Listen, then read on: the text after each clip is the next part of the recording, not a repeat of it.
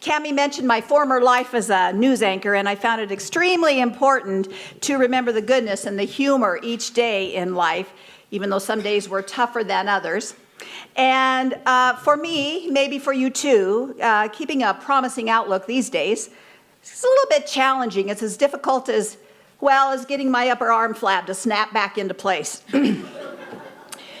Now, one positive perk of my news job was that I got to go to the hairdresser once a week for free. And yeah, it's a big deal. And my friend Trudy, she was my hairdresser and owner of Trudy's House of True Beauty. And one day she said to me, you know, Orlinda, you're starting to sound a little jaded, a little negative, and you know, it's making you not very attractive.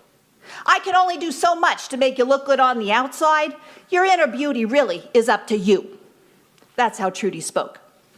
And she told me that over the years as a hairdresser, a lot of her clients had habits that they'd fallen into that really drain their inner beauty and their ability to be effective and have joy in their life.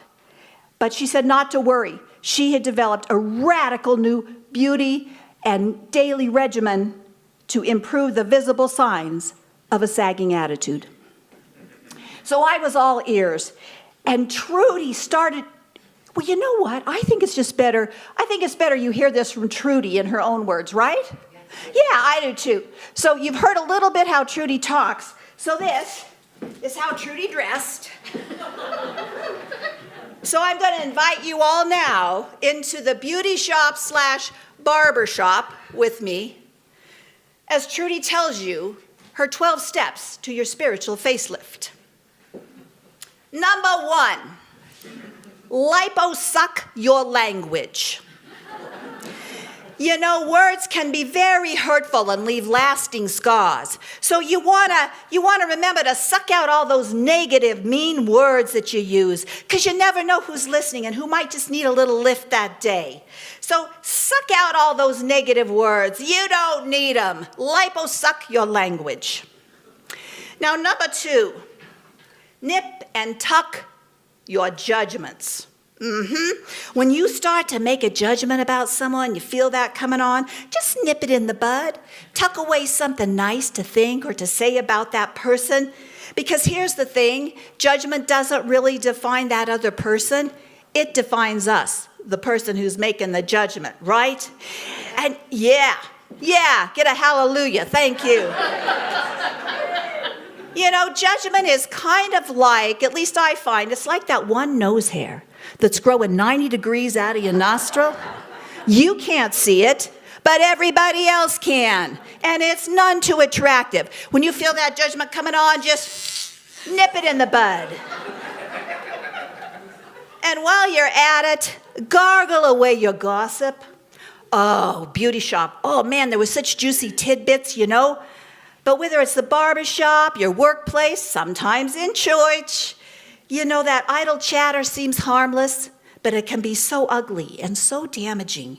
So gargle away that gossip, because that degrading talk just brings down your own spirit. Gargle away your gossip. You don't need it. Now, you know, I find people are always running late for my appointments. It's a big pet peeve for me. Oh, I got to get my beauty kit. Forgot it. And I find if they spend as much time, they spend a lot of time making up an excuse why they're late. If they saved their time doing that, they'd be on time for the appointment. So my recommendation is to exfoliate your excuses. Sometimes you got to dig down and really scrape underneath to find out why you're giving an excuse for everything. But here's the thing. If you're making an excuse to someone else, you're making it to yourself first. Yeah, so exfoliate your excuses, because why? We don't need them.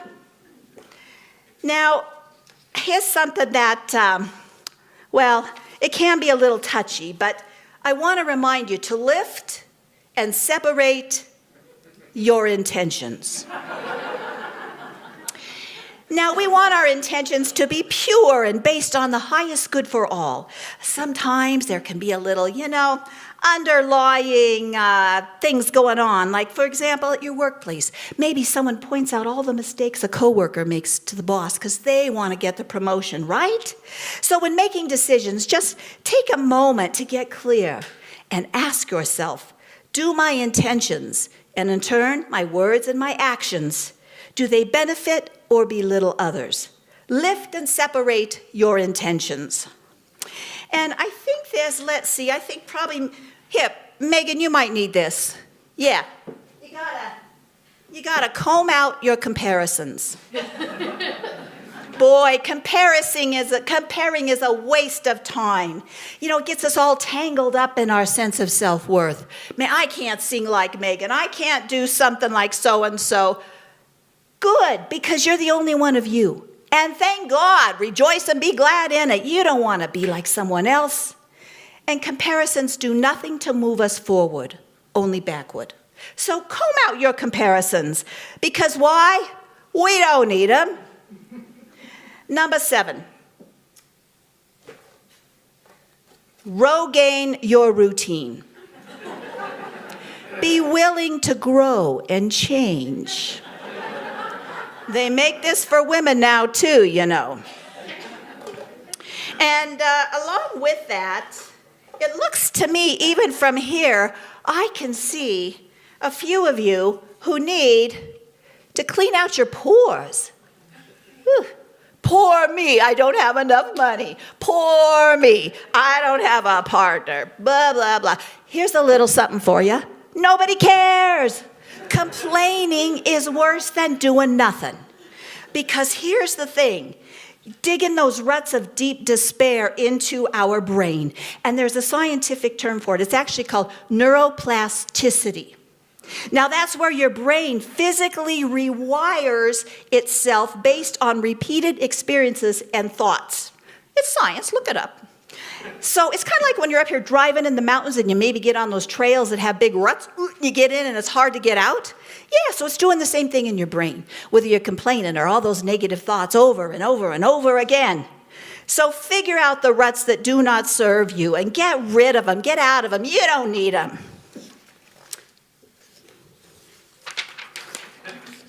Now, it looks to me, does anybody here need to shave your stubble? Could be here, you know, could be here. If you have something that continually rubs other people the wrong way, think about shaving it off, clearing it up. Now, here's an example. I have a good friend. She's brilliant, and she gets these fabulous jobs all the time. They're very lucrative. And after about a year, we can see it coming. She loses that job because of a certain behavior. Now, I'm not saying change who you are or what you do, but if there's something that's consistent that keeps coming up, like that 5 o'clock shadow, shave your stubble. Be willing to examine it.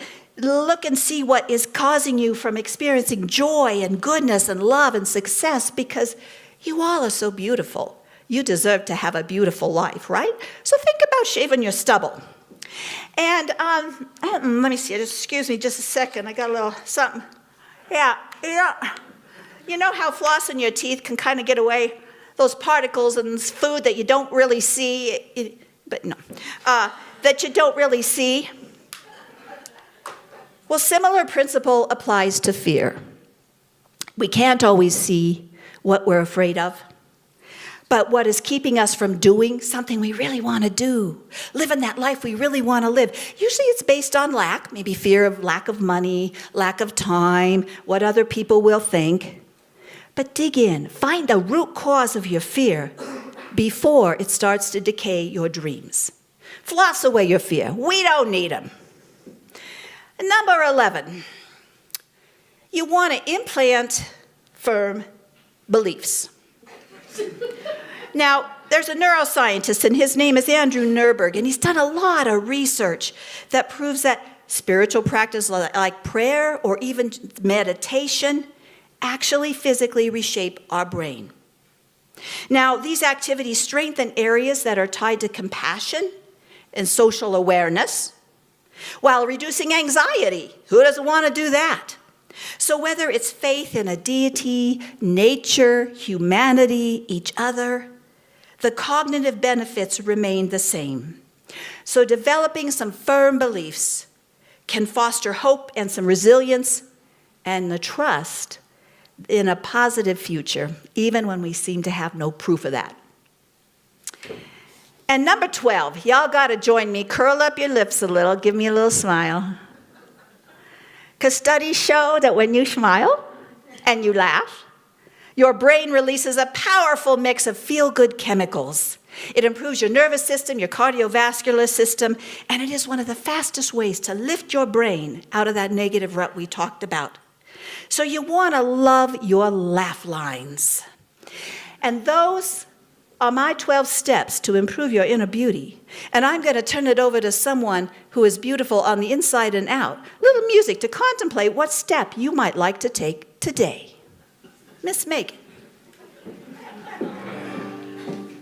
3 disclaimers here. There is no 13th step of figuring it out. That's kind of a 12-step joke.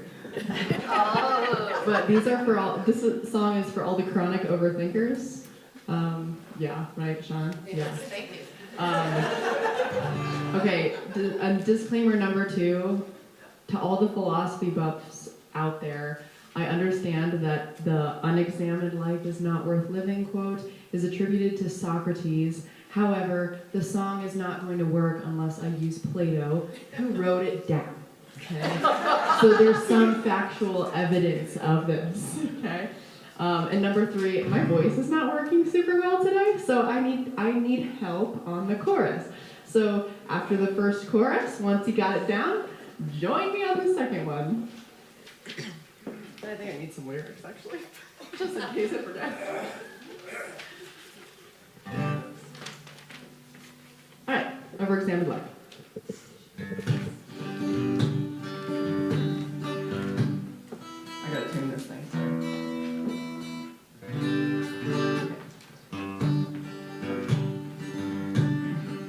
One Sunday afternoon, I had some time to myself, so I picked up a big book I saw laying on the shelf. It was by a dude named Plato, thought his name sounded cool, so I cracked open that book instead of going to the pool. That dude had said the unexamined life is not worth living, so I took those words to heart and canceled all plans to go swimming to a trip down to the library where I started to consume a daily dose of Kierkegaard and a hearty barbecue. Oh, Plato, I've got too many thoughts on my plate. Oh, I think I made a big mistake. Oh, by asking why.